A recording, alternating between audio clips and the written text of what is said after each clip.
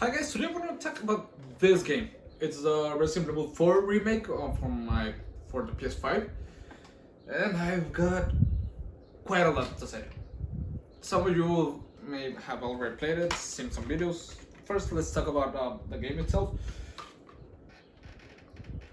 I love this. This front image is really nice. It reminds me a lot of the Japanese version of the original, and the game. It has this really nice design. Obviously, I won't spoil stuff from the story that much, but if you play the game, you know what it is. It's a completely update, just like the others remakes, like the 2 and the 3 remake. It's a completely different game. Obviously it follows the same history of the original, but it's completely different. You don't have those tank controls that you used to have with the original. You get used to the original controls, but it has some really nice controls. I love the parry mechanic in this one. It's really fun. Obviously, the updated visuals speak for themselves.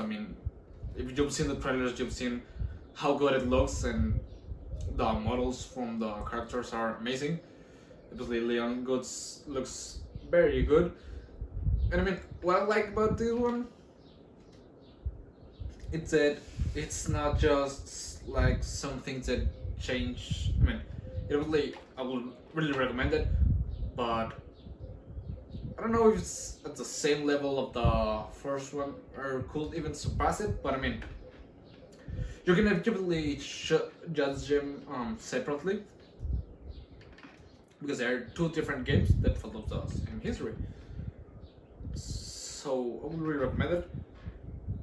I like a lot the trigger effects from the controller. I love them. They're really immersive, and I like them quite a lot. But if you like the